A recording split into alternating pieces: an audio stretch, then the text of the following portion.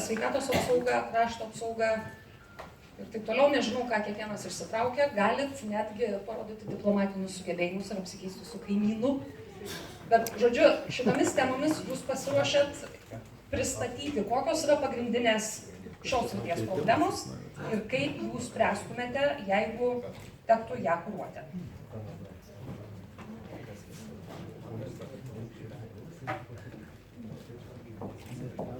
Gerai. Ne dabar.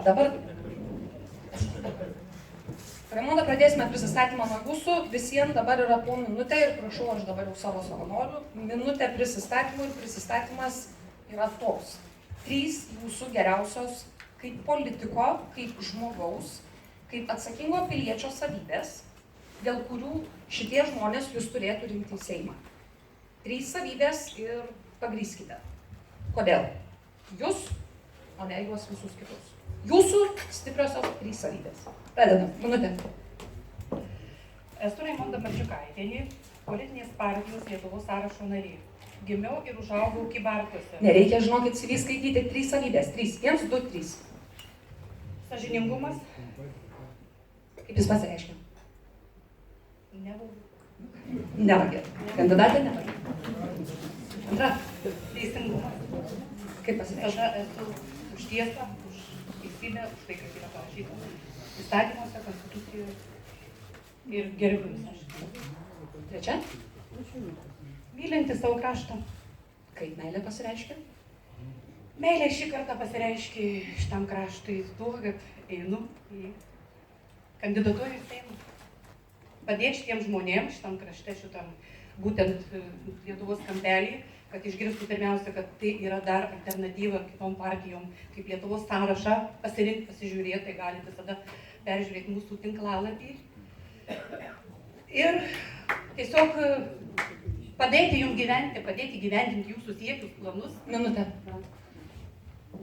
Kad nebūtų taip visai išėlės, ponia Jutickai. 3 savybės. Kiek įmanoma. Esu sąžiningas. Sąžiningas. Kaip pasireiškia jūsų sąžiningumas? Jūs irgi nevagė, taip? Vagia.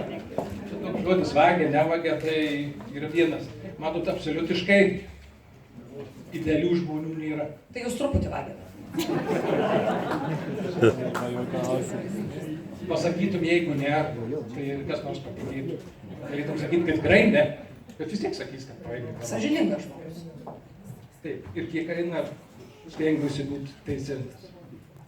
Ne visada viskas išeina taip, kai 100%, bet tai stengiuosi. Ir toliau myliu savo kraštą. Puiku. Pone Kęstuti. Sveiki visi, iš tikrųjų pirmiausia norėčiau visiems padėkoti, kad jums rūpi jūsų ateitis, Lietuvos ateitis, kad jūs esate čia, tai yra labai svarbu. Aš esu Kęstutis Smirnovas, kandidatas jūsų ir pagrindinės mano savybės tai yra, aš esu iš 9 vaikų šeimos, tai man yra pirmiausia šeima, tai teko būti jauniausiam šeimoje, kai mačiau, teko... Švogerių kraštas, ar ne Lietuva, tai jau šeima rūpinsitės pirmiausia nuėjęs į Seimą. Atsiprašau. Leiskit man pabaigti, aš atsakysiu jūsų klausimus. Lietuva iš vis yra maža šalis, tai mes esame visi panašiai giminės ir artimieji, tai reikia rūpintis visą Lietuvą.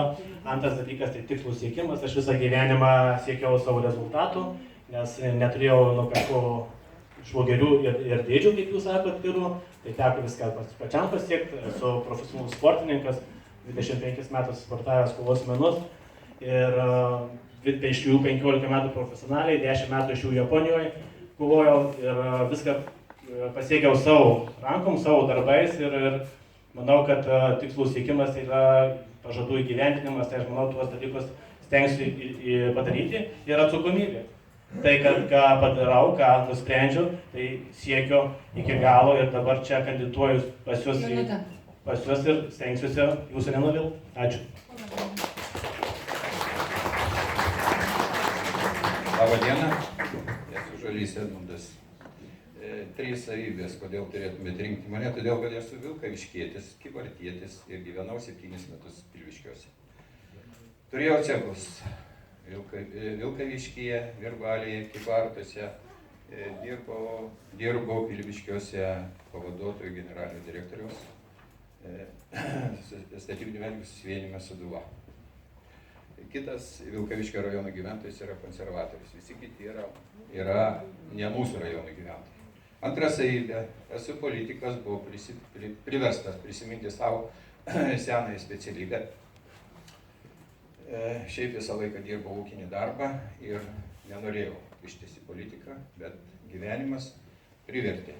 Turiu aukštąjį politinį išsilavinimą, esu baigęs studijavęs mokslus, teisės mokslus, esu inžinierius, ekonomistas, taip pat politikui turiu išsilavinimą pakankamą. Minutė. Patirtis.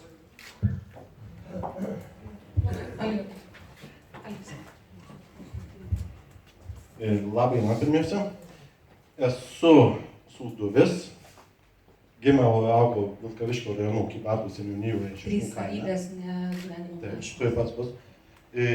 Būtent per savo augimą, per savo jaunystę, iš tikrųjų aš išmokau labai daug tokių gerų dalykų kaip atkaklumas, kaip įžvalgumas. Ir man kiekviena problema yra kaip pamoka. Man labai malonu, kai būna daug problemų ir daug problemas įspręsti. Man ne vienas iki pasisekė surinkti gerą komandą. Daugelis mane prisimena, tai iš to gaisro atveju, kur buvau.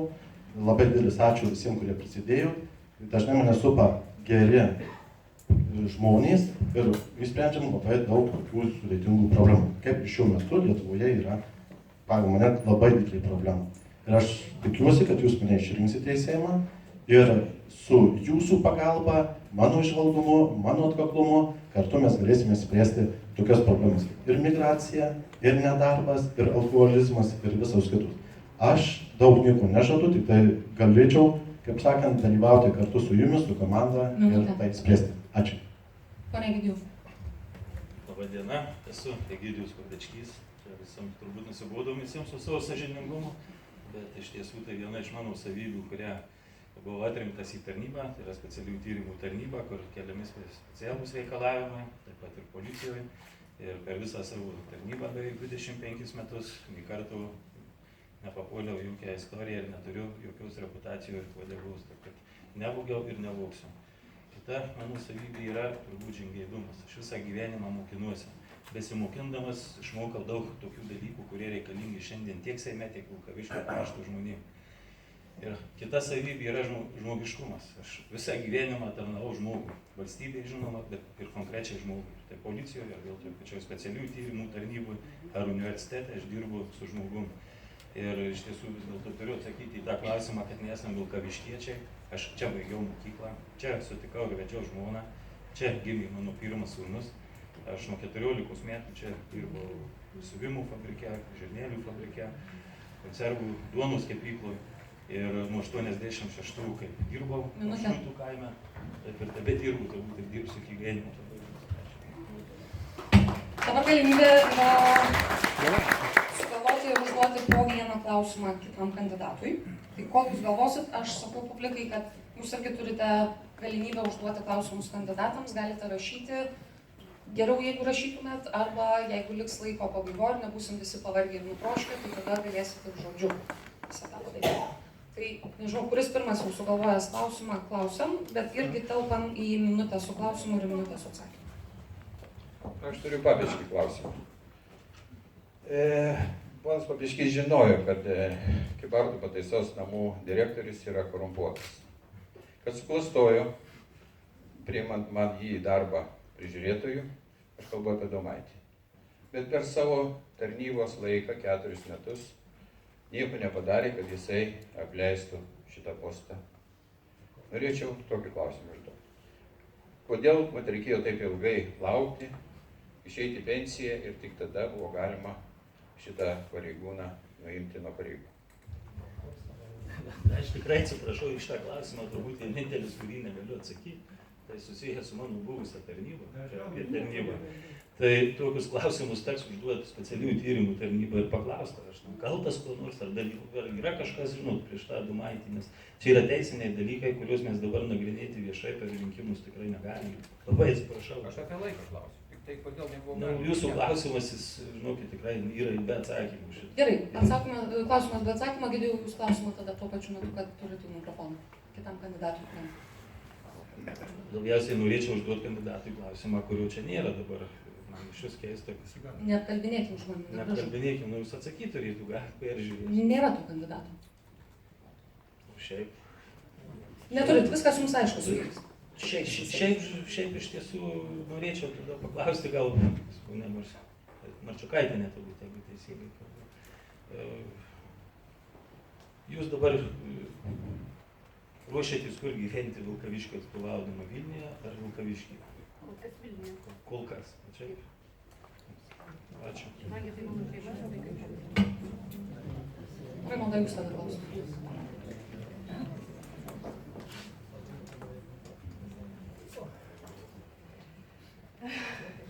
Nelabai pažįstu, bet norėčiau tam gražiam vyriškiui su barzda Pilviškių seniūnas. Taip, kaip jūs Pilviškiuose kovojate su alkoholizmu? Ačiū už klausimą. Kaip sakau, galima pajuokauti, kaip kovojam geriam. Naikinam alkoholį. Taip. Naikinimo būdų. Taip, kad, sakysim, ir paskutiniai šventys, tiek vyko kaimukuos, tiek pačiam miesto šventį su alkoholiu, taip jau viešo vietų per daug plačiai nesireiškia. Išgeria žmonės, bet ką yra tokių, kai sako, ligonių, kurie be to tikrai neapseis, tai galim daryti, kavot, atiminėti, jie vis tiek jau ras. Bet gydyt galima. Taip, gydyti irgi galima. Bet jie ne... Geras efektas būna, kaip už gėrimus dažniausiai nusiima pašalpos, nu, tai tada bent jau viešo vietų taip jau nesirūtų. Pane Vytautai, jūs klausimą. Kodėl būtent kandidatuojat?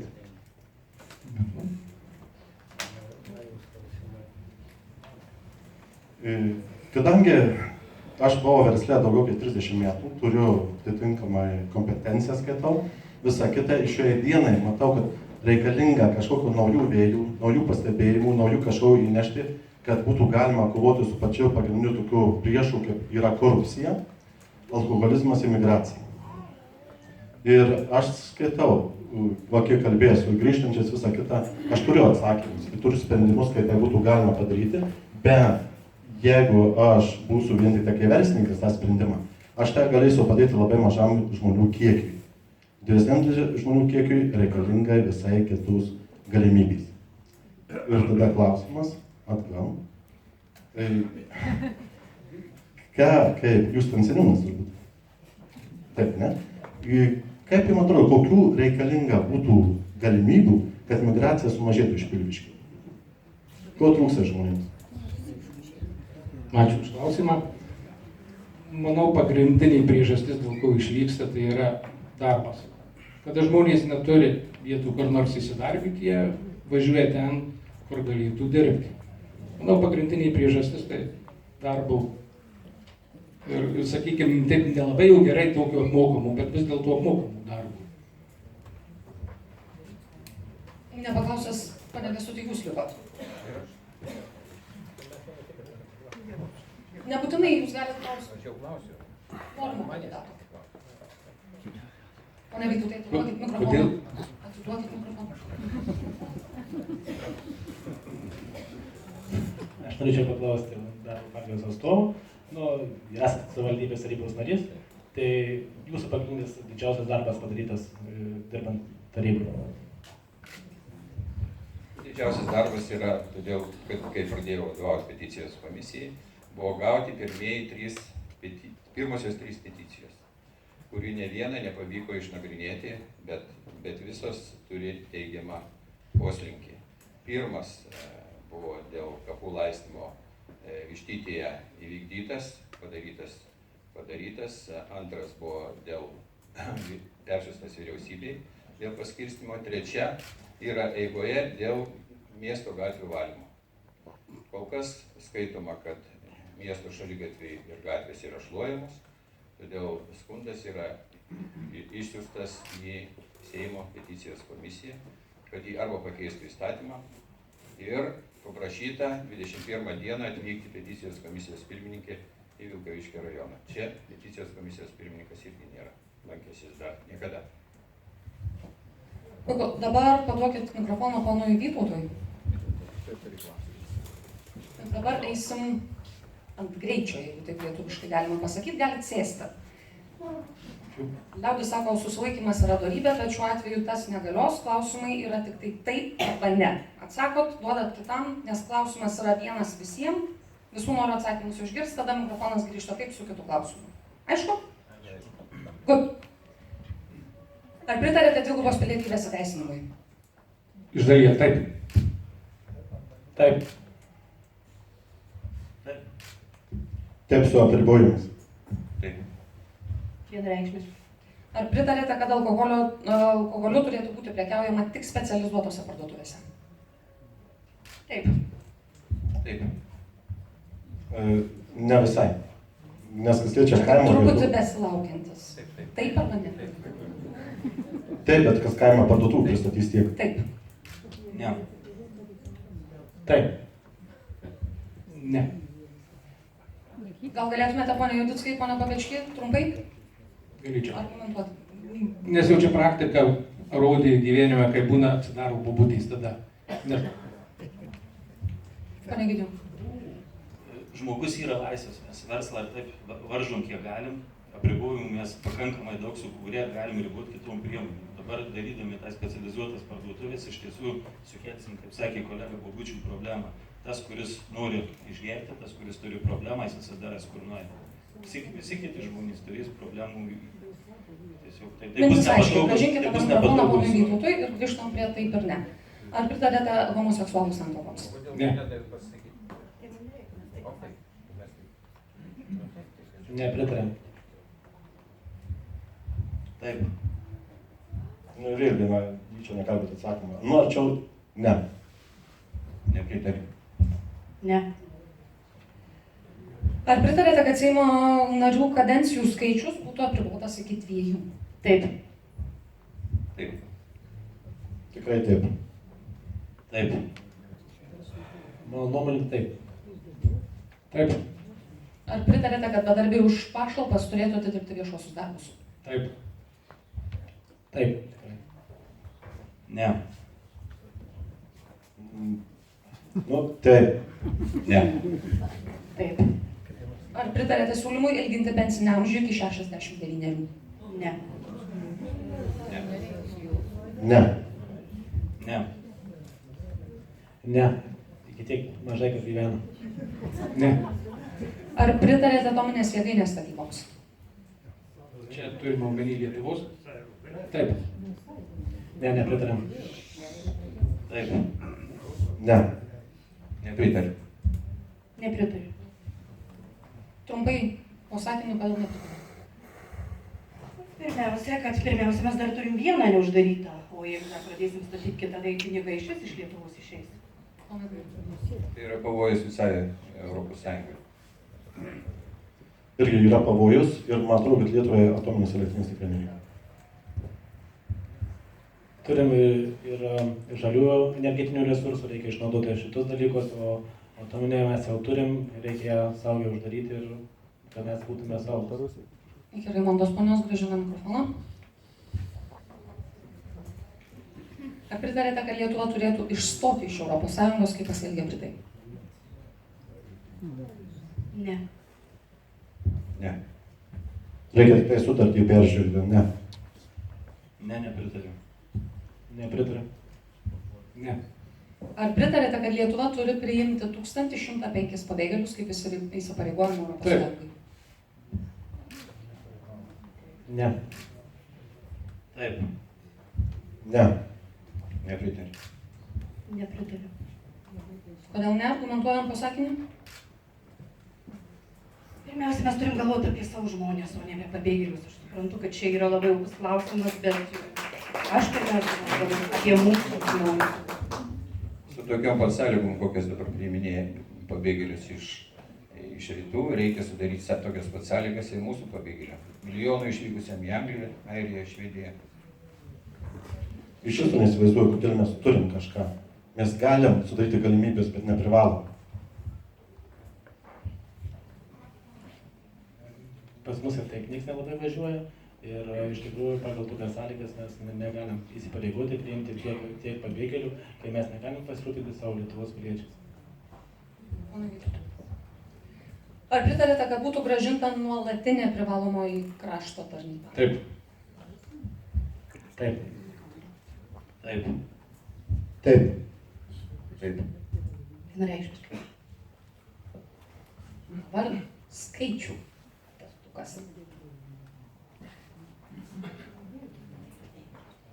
Nereikia po kablelio pasakyti visų skaičių, bet tiesiog norisi suprasti, kaip jūs orientuojatės bendroje aplinkoje. Taip? Kiek žmonių Lietuvoje gyvena žemiau skurdo ribos? Turbūt 90%. 140 tūkstančių. Apie 60%. Čia apie 40%. Nuo 50 iki 80% gyvena žemiau skurdo ribos. Apie 70%. 640 tūkstančių arba ketvirtadalis maždaug Lietuvos gyvena žemiau skurdo ribos. Koks Liepą buvo nedarbo lygis Lietuvoje? Apie 8%. 8. 8,6 lygtai. Kažkur apie 8. Virš 8. Taip, 8,6. Statistikos departamentas sako, kad 8,8%, bet, na, orientuojatės Vilkaviškyje 11,2%. Bet džiugi žinia, kad buvo registruotas didžiausias nedarbo mažėjimas, matyt, sezonas buvo. Ne? Kiek žmonių iš Lietuvos per nepriklausomybės laikotarpį emigravo?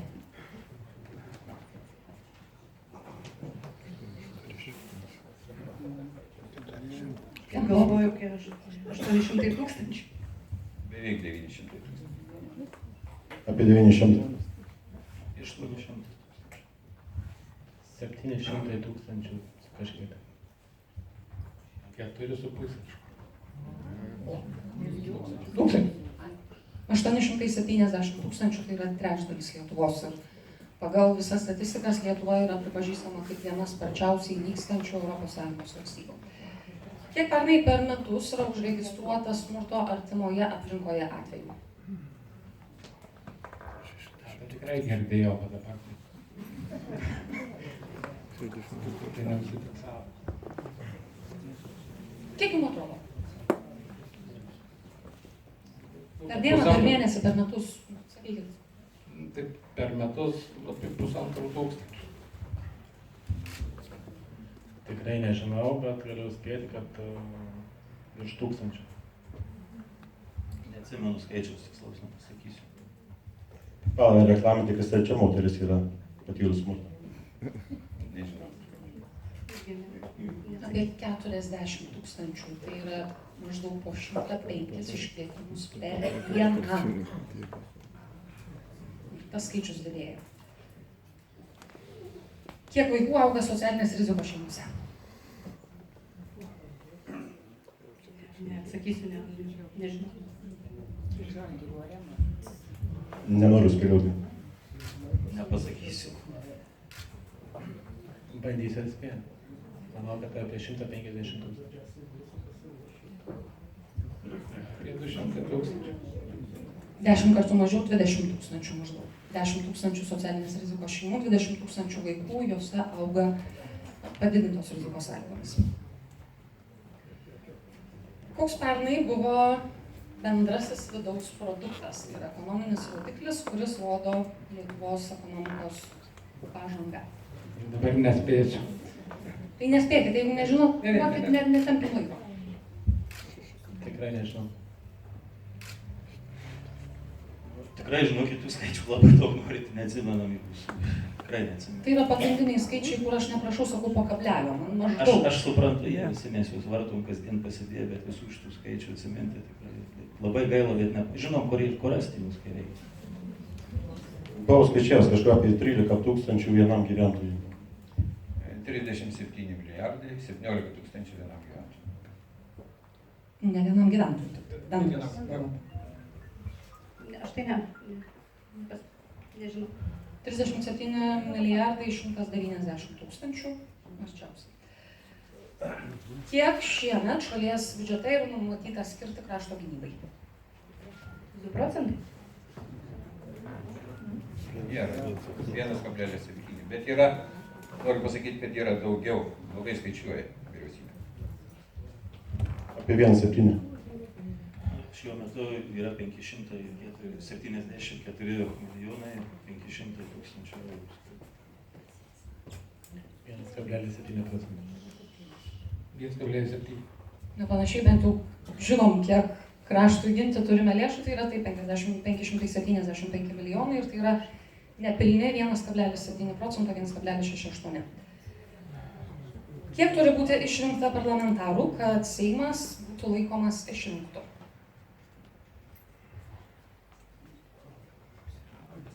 98.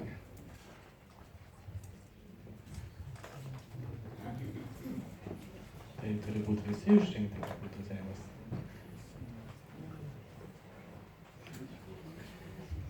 Tikrai nespėliausiu, ne tam ruošimės. Ne tam ruošimės į Seimą. 2 trečdaliai. 141. Aš jau manau, kad visi. 3 penktadaliai, tai yra 85 Seimo nariai. Kiek Seimo narių raštiškų balsų reikia, kad būtų galima inicijuoti referendumą? Piliečių mes žinom, reikia 300 tūkstančių parašų. Kiek reikia Seimo narių raštiškų balsų, kad šita idėja būtų svarstoma Seime? Nepasidomėjau. Ir vienas Seimo narys gali kreiptis į Konstitucinį teismą ir prašyti. Penktadalis. Tikrai neatsakysiu. Skaičiam, bet tikrai neįmanoma atsiminti. Nebandysiu spėti, bet Nepasakysiu. Trečdalio pakanka. Prisiminkit, 300 tūkstančių, trečdalis. Paskutinis klausimas. Kada Lietuva įstojo į Europos Sąjungą? Visi žino, galo nepasakysim. Nu. Duokit mikrofoną, netempiam laiko. 2004. 2004. 2004. Ir į NATO 2004. Į Europos Sąjungą 2004. Kurio mėnesio, kurią Gegužė. Gegužės 1. Teisingai. Ok. Dabar klausimas yra toks. Visi jūs turite savo, sferas, ar ne, kur daugiau mažiau domitės. Ir atsiskleisti visiems šitiem gabumams Seime, paprastai yra Seimo komitetai. Tai dabar lygiai taip pat po minutę sugalvokite, kokiame komitete jūs galėtumėte geriausiai išnaudoti savo visas geriausias savybės ir pasitarnauti rinkėjams.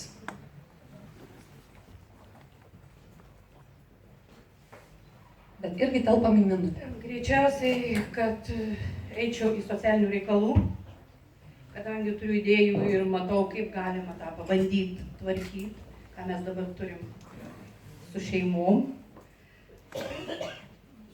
Greičiausiai, kad taip, socialiniai reikalai bus. Gal jūs tada detalizuokit, ką mes turim su šeimom, kol turim dar laiko, čia pusę minutės dar turit. Konkrečiau. Su rizikos šeimom? Konkrečiau. Suskaičiuoti jas, kas jums padaryti? Ne, kai pradėti jas išauklėti, kad jos pradėtų kitaip gyventi, išmokinti, užrankytis jas. Aišku, juokinga labai, bet tai nuo to mes turime dirbti, ir 20 metų niekas to nedarė, o reikia šitą daryti. Pone Raimonda, konkretinkit, ką jūs konkrečiai, be to, kad užrankytės, kur jūs nuversite? Išmokyti juos gyventi teisingu, doru keliu, be alkoholio, be problemų. Žinoma, ten, kur pinigai, ekonomikos, finansų, komitetą, biudžeto. Ir vien todėl, kad esu inžinierius ekonomistas, tarp kitko mes kartu su Butkevičiu baigėm tos pačius mokslus. O kodėl? Todėl, kad yra neteisingai skaičiuojamos išlaidos. Pavyzdžiui, 2 procentai krašto gynybai, kur kas daugiau mes išleidžiam krašto gynybai. Tiesiog tų išlaidų neįtraukėme į į krašto apsaugos tą balansą. Ir jeigu tai būtų padaryta, tai mes turėtume saugų terminalą. Terminalas yra reikalingas ne vien tik tai Lietuvai, jisai reikalingas visai Europos Sąjungai. Reikėtų įtraukti į krašto apsaugos balansą ir geležinkelį, ir tiltus, ir jie būtų apsaugoti tada.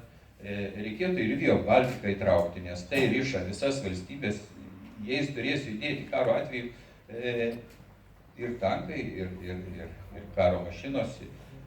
Žodžiu, yra duomenėlė. Kaip?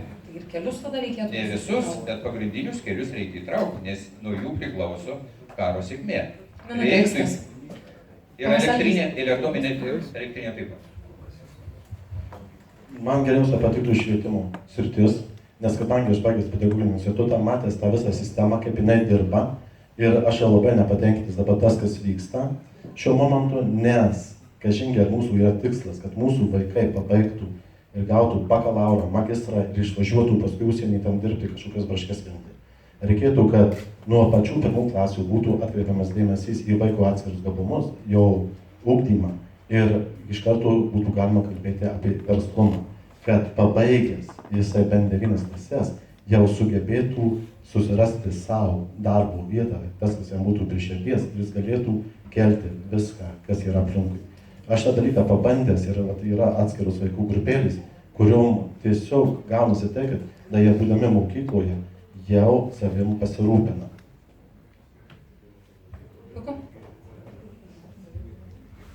Iš tiesų, tai esu teisininkas, be visų kitų, tai galėčiau dirbti tiek antikorupciniam duomenų patirtis pravesti, tiek teisėsaugos, tačiau teisėtvarkos ir tai kurti ir įstatymus teko kurti, vertinti, bet esu liberalų kandidatas į krašto apsaugos ministrus ir iš tiesų labiausiai norėčiau dirbti nacionalinio saugumo komitete, todėl, ne tik todėl, kad kaip ir visi noriu, kad Lietuva būtų saugi, kariuomenė stipri, bet noriu dar, kad mūsų vaikai, kurie tarnauja, kad jie tarnautų tenai, jiems būtų puikios sąlygos tarnauti ir jie tarnautų taip, kaip priklauso laisviem piliečiam. Ir antra, ko labai noriu, kad krašto apsaugai pinigų atseit turim skirti ir skirsim, bet labai noriu, kad tie pinigai būtų naudojami skaidriai, kad mokesčių mokėtojai, kiek tai įmanoma, skyrus tos atvejus, kada dėl slaptumo ir saugumo Lietuvos negalima to žinoti, kad žinotų, kam išleidžiam tuos pinigus ir kiek pinigų tenai išleidžiam.